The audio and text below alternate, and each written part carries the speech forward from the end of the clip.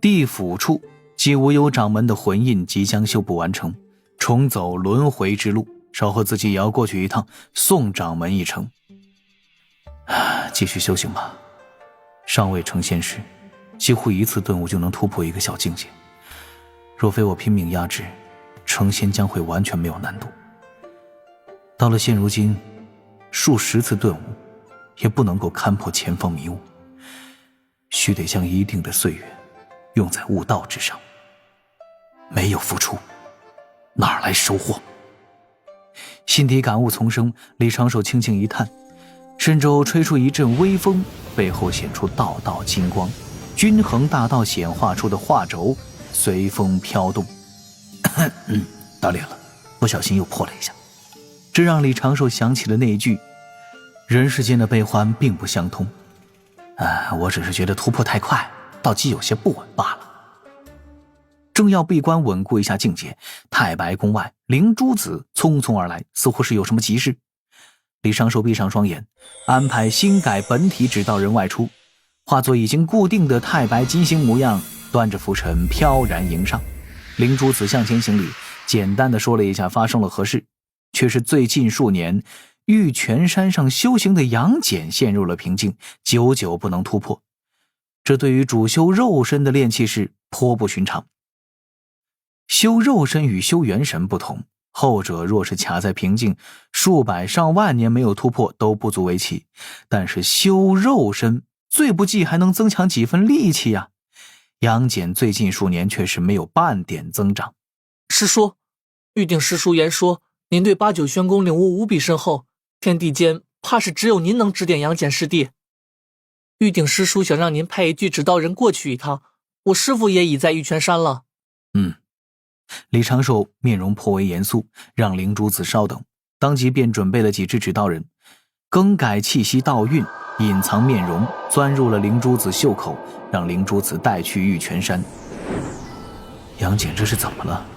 身为大劫之子之一，本身资质也是颇为不凡，修的还是八九玄功这般本身就没有太多瓶颈的完美功法。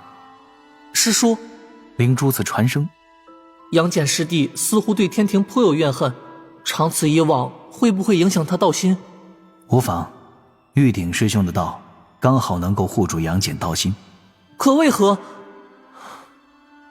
灵珠知晓师叔绝不会是迫害杨戬师弟一家的恶人，为何不早早对他言说真相？灵珠子那清秀的面容上满是不解。你觉得杨戬此前的修为进境如何？堪称一日千里，着实有些吓人。这其中有很大的一部分就是源自于内心的执念。其实我去跟他解释，也无法消除他心底的魔障。那年他还是幼童，云华仙子一家遭人算计，无论如何辩解是谁控制了那天兵的心神，可出手打杀了杨戬父亲和长兄的就是天庭天兵。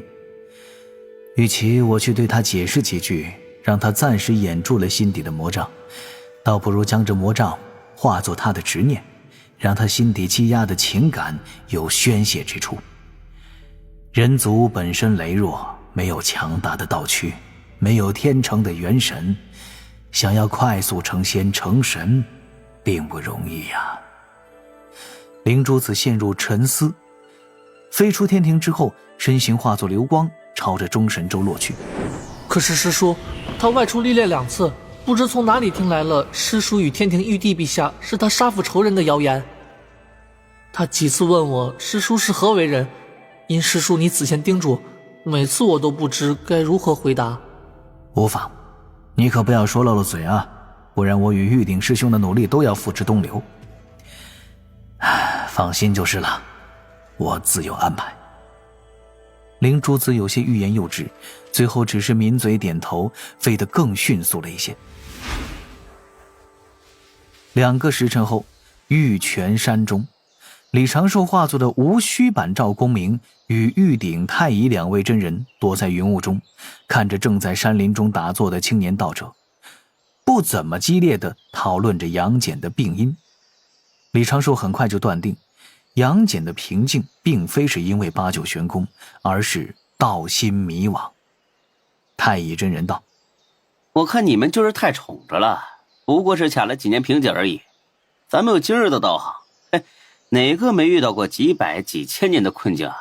玉鼎真人和李长寿对视一眼，两个人默契地摇摇头。我修行日短。瓶颈不多。太乙真人嘴角一阵抽搐，忍住了开团，避免了被揍。玉鼎真人问：长庚可需与简儿直接接触？他如今修为已经不算低了，怕他能识破我这指道人之术。李长寿沉吟几声，婉拒了玉鼎真人的提议。虽然知道这个情形基本不太可能发生，但还是决定要稳妥起见。这几年师兄可跟杨戬谈过？太乙真人抱着胳膊在旁边接道：你要问谈过多少次？自从发现杨戬卡瓶颈了，某个做师傅的呀，心底无比挂念，又偏偏要端着架子，没事就偶然路过念一段经文，或是说几句似是而非的话，试着能不能给徒弟点启发。怎么咱当年修行时就没这待遇？贫道毕竟只有这一个弟子。李长寿笑了笑，仔细地思索一阵，给了一个很简单的办法，让灵珠子出马，先跟杨戬醉酒一场，看看能否有效果。太乙真人皱眉：贫道还当长庚师弟出手比我高论，怎么就这？大道至简，不管办法如何，有用就行嘛。灵珠子和杨戬算是同代，交情深厚，年轻一辈有些话不好意思跟咱们吐露，或许会在酒后对同代人倾诉。咱们既然要出手，就多做些准备。这般，先让灵珠子试试能否打开杨戬的心房，确定杨戬到底因何道心有恙。咱们再在其后出手，由玉鼎师兄施展神通护住杨戬道心，太乙师兄用神念亲道心之法对症下药。善，行吧，且试试。三位道门高手又商讨了一阵各种的细节，又对灵珠子传声叮嘱了半天，总算是开始实行计划了。但计划刚开始就遭受了重大的挫折。玉泉山后山，灵珠子对杨戬笑道：师弟，看你眉目阴郁，这段时间似乎颇不爽利，不如我陪你在山外走走，帮你散散心。杨戬轻叹了一声，自盘坐起身来，笑道：这般明显了吗？自是，玉鼎师叔对你这般状况颇为担心，特意喊我过来陪你说说话。杨戬看向前山洞府之所在，那张俊美的面容上露出了少许歉然，低声道：让师父挂念了。走吧，出去散散心也好。灵珠子转身作请，杨戬拱手谢过，刚要迈步，哥，杨戬脚下一顿，与灵珠子同款，脖颈生锈，缓慢地扭头看向了声音的来源处。杨戬刚要开口解释，灵珠子身形一闪，施展出巫族战法，出现在杨禅柔弱的身影之后，一指点在了他的背后。杨禅白眼一翻，灵珠子先力化作一张吊床，将他挂在林间。搞定！灵珠子拍拍手，给了杨戬一个爽直的眼神。杨戬嘴角一阵抽搐，下手真是够果断的。这一对师兄弟驾云飞出玉泉山大阵，就近几百里找了一个峰头山林，布置了少许阵法，躺在两只树杈上饮酒谈心。只是任灵珠子如何询问，杨戬都未开口，只是说自己无事，不过是有些念头不太通达，想通了就好了。离开玉泉山，杨戬果然轻松了许多。一来二去，两个人聊起了其他的话题，不知不觉也有些醉了。灵珠子道一句：这酒怎么后劲儿这么大？杨戬也是禁不住打了个哈欠，本想躺在那儿就此睡去的他，又想起了什么，起身盘腿打坐。他刚想要化解酒力，困倦感如潮水涌来，淹没了他的道心。侧旁某个隐蔽角落中，借着太极图威能掩藏身形的李长寿、玉鼎、太乙真人此时禁不住对视一眼，露出了几分轻笑。太乙真人传声：给自家弟子下迷药。当真不愧是太白星君。李长寿不以为意地笑了笑，师兄稍后莫要出了差错，背几段词罢了。太乙之人淡定一笑，假扮西方教圣人弟子去蛊惑杨戬道心，增强杨戬执念这一招，倒也是贫道未曾想到过的。特意让灵珠子请杨戬离开玉泉山，便是为了行此事方便，不然解释不通西方教之人如何无声无息绕过了玉鼎真人视线，突破了玉泉山大阵呢？杨戬只是看不清前路罢了，有些迷茫罢了。师兄，还请护好杨戬道心。玉鼎真人笑而不语，左手挥过，三人面前多了一口七彩斑斓的大鼎，鼎内出现了一幅有些模糊的画面，能见杨戬似是在一处四方高台正中打坐。这是杨戬的灵台？李长寿和太乙真人对视一眼，各种无力吐槽。什么叫疼爱弟子啊？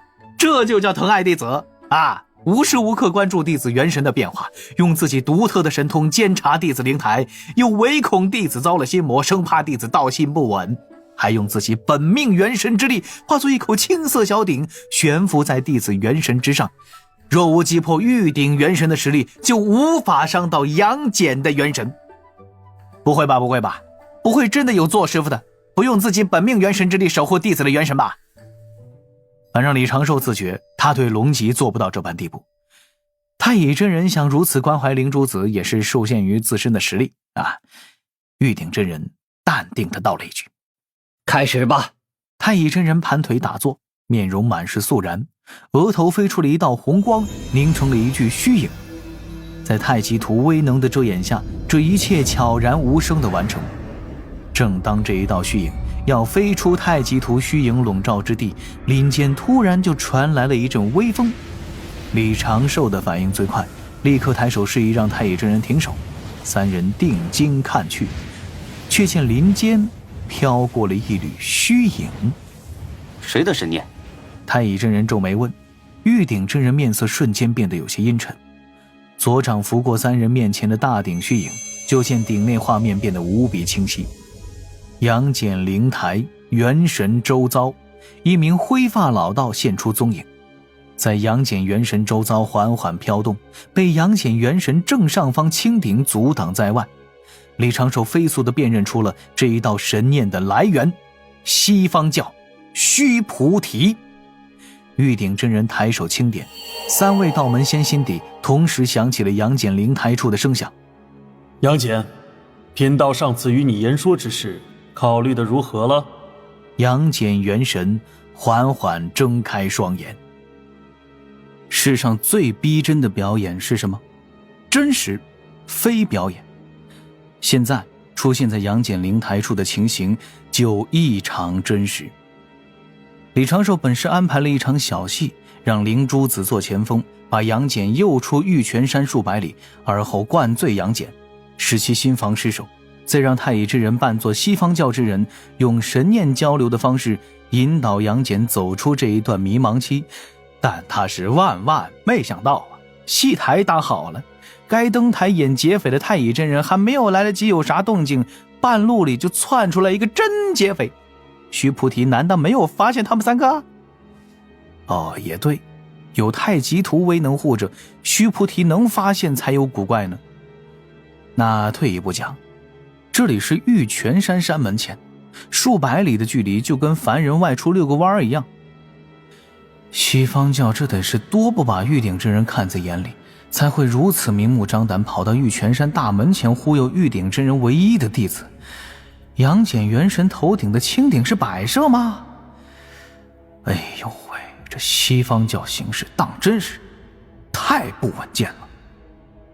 太乙真人眉头一皱，做了一个斩首的动作。李长寿立刻看向玉鼎，玉鼎略作思索，且看看，真正的西方教弟子登场，比咱们出手要稳妥。贫道搜寻下此人的踪迹，稍后看能否烧了他。此事倒是不急，这须菩提如今被三界通缉，料想其本体定是躲得隐蔽。太乙师兄看好灵珠子，莫要被人灯下黑。善。可玉鼎与太乙各自答应一声，不知不觉已经是默认了李长寿的方案。此刻太乙真人元神神念守着醉过去之后喃喃低语，说什么好兄弟一辈子不是好兄弟一辈遮的灵珠子。玉鼎真人自是能够随时借清鼎发难，不会给须菩提半点伤杨戬的机会。三个人听着玉鼎神通带来的对话，李长寿面色略微有些复杂。虽然这是我自己写的剧本，但亲眼见证的旁人算计我，这心态挺微妙的。且说须菩提的虚影侵入了杨戬道心，到了那一句考虑的如何了，暴露出此前他已经找上了杨戬之事。对此玉鼎真人也有些皱眉，显然是此前也曾疏忽大意。杨戬元神缓缓睁眼，双目之中先是有些迷蒙，但他用力地甩了甩头，元神周遭缠绕的仙酒雾气被他顺利地驱赶。看到眼前出现的老道，杨戬眉头一皱，先是立刻朝着灵珠子探寻，确定灵珠子并未被此人的神念侵蚀，这才开口：不如何？吼！须菩提缓缓踱步，打量着杨戬的灵台。终究是慑于仇家的势力，不敢起心报复，怕牵连自己妹妹，又或是牵连你师父，担心阐教，因此被天庭怪罪。杨戬沉默了一阵，淡然道：只是不想被你们西方教当刀用，离开我灵台。有你师父赐下这般重宝在，贫道也伤你不得，你我何不多聊聊？既然这般，杨戬的目光变得有些锐利，话语不轻不重，语调不紧不慢，缓缓吐出一个字：滚。须菩提一愣，却是不怒反笑，目中满是得意，嗓音也如贯耳的魔音般：杨戬，你终究还是怕被贫道勾起你压抑多年的怒火，怕被贫道戳穿你如今尴尬的局面。杨戬呢，杨戬，你连害死你父亲、镇压你母亲的仇敌之名，恐怕都不放在心底喊吧？贫道替你说出来。闭嘴！何必压抑自身呢？我让你闭嘴！